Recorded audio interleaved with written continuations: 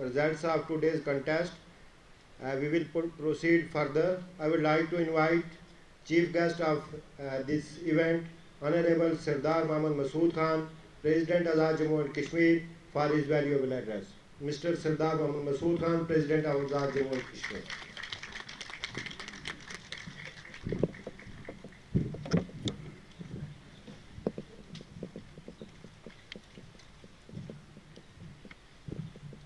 Bismillah ar-Rahman ar-Rahim. I begin in the name of Allah, the most merciful, the most beneficent. Mr. Ghulam Muhammad Safi, who is convener of APHC, Mr. Faiz Naqshbandi, convener of APHC, Brigadier Dr. Muhammad Khan, Mr. Muhammad Idris Abbasi, Secretary Jammu and Kashmir Liberation Cell, Raja Sajid Latif, who is Director JKLC, team of JKLC, dear students and judges who are present here. Good afternoon and assalamu alaikum to everybody. Let me confess, I'm a bit emotional right now because I have attended many debates on Kashmir, but this debate today, this declamation, is the best I have attended ever.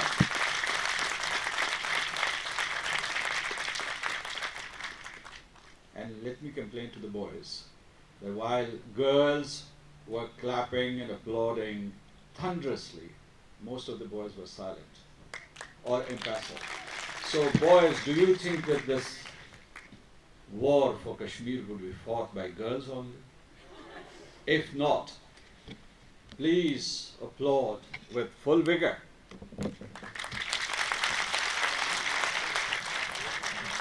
And I want to pay a special tribute to all the participants. And I'll name all of them and request them to stand up.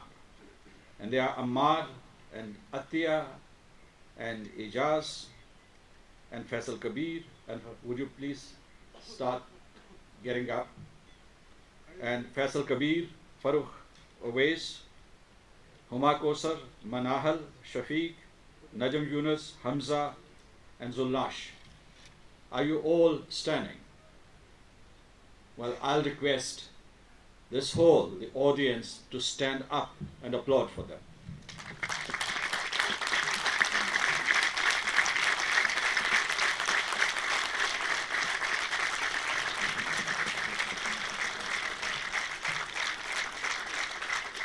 Please sit down. You made these very heartrending, moving presentations, and my congratulations to all of you. The content, the style, the passion behind all the presentations. I was really touched. You touched my heart, and my compliments to all of you. I also want to pay a tribute to Mr. Idris Abbasi, who has organized this declamation, because this declamation is out of the ordinary. And my special compliments to the Kashmir Liberation Cell, who've done a fantastic job in putting together, aggregating such talent from all over Azad Kashmir. Somehow I feel confident today that our job would be done if we have speakers and individuals like you who are so articulate and who are so passionate. There is no way India can continue to occupy our territory called Jammu and Kashmir. I'll try to be brief because you've said it all. When I was listening to you, I was in fact feeling as if you are resonating my feelings, my words, and you were reflecting the feelings of the entire nation of the Jammu and Kashmir and the entire nation of Pakistan. So my compliments once again to all of you, to these illustrious, outstanding speakers who spoke today in front of us. I'll therefore be brief. It's a historical issue. The issue of Jammu and Kashmir is a historical issue. It's a geographical issue. It's a historical issue because this territory called the Jammu and Kashmir territory actually belonged to Pakistan. But India decided to occupy it forcibly. And it's a geographical issue because the people of Jammu and Kashmir, who are the key constituents, they have to decide who would have sovereignty over the geography, over the territory of Jammu and Kashmir, both Azad Kashmir and the Indian occupied Kashmir. It's also a human rights issue. It's a humanitarian issue. You have explained and explicated it in detail. I don't want to go into details. But what I want to tell you is that yes, when people are killed, and when women are raped, and when people are tortured and incarcerated, and there is no mercy for them, and they are made aliens in their own land, and their entire land is cordoned off, and where people are treated as prisoners and criminals in their own land, and then denied freedom, these are human rights violations.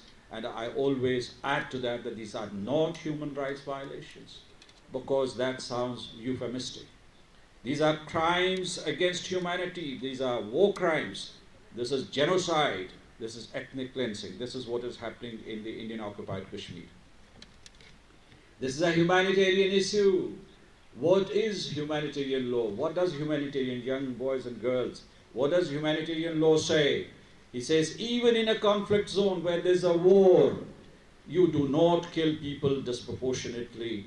You take precautions and you never shoot at non-combatants. But Indians are precisely doing that. These 700,000 troops there are precisely doing that. They are targeting civilians, unarmed civilians. One girl said that there are militants there. Let me tell you, girls and boys, there are no militants in Kashmir. There is a bit of resistance there, very small numbers. There is terrorism there in the Indian occupied Kashmir. But this is terrorism by the Indian state. Indian state is a terrorist state, and they are conducting state terrorism directly from Delhi through the instrumentality of their occupation forces. Let there be no mistake about it. India is not committing atrocities only in IOK. I always say that it has unleashed 3 wars against Pakistan. One is in IOK, where they are killing our brothers and sisters mercilessly. And then across the line of control, they kill people in Azad Kashmir and they target civilians. And yesterday I was getting a briefing, and there was an infant sitting in the lap of her mother, and there was shooting, targeted shooting, and the little hand of that infant was blown off, and the face of that infant was riddled with shrapnels. This is India's humanity. This is India's real face. This is India's terrorism. And then they have unleashed the 3rd war against Pakistan, and this is a proxy war, because they target Balochistan, they target Fatah and Karachi and all the cities of Pakistan with terrorism. Why do they do that? They say, we do it because of your stand on Kashmir.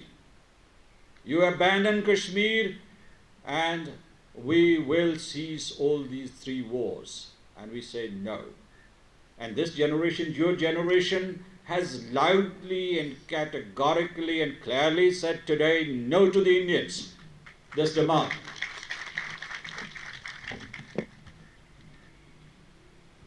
Let me tell you that India's appetite is not satiated by these killings. They go around the world and they try to demonize Pakistan and the Kashmiris. They say, we, the Indians, are the victims and the Kashmiris are the victimizers, because they are terrorists and they want to isolate the state of Pakistan, and they will never be able to do that. And they want to demonize and paint us as the Kashmiris as terrorists. We are not terrorists. Many of the speakers emphasized that we are harbingers and advocates of peace. We want peace and amity and a democratic and political solution to the issue of Jammu and Kashmir, to the exercise of the right to self-determination of the people of Jammu and Kashmir. I endorse the demands made by the students here. Let me tell you, I also call upon the United Nations Security Council not to remain silent. There was a very compelling speech made by one of the speakers about this silence, this eerie criminal silence by the international community. I also add my voice to that. And I said that I would say that the United Nations Security Council should not hide behind expediency. And yes, Kashmir is burning and paradise on earth is on fire and there is conflict. And one of the speakers said that Kashmir is a smoldering volcano. Yes, I agree. And therefore, the Security Council should wake up. Kashmir is becoming a symbol of the failure of the United Nations.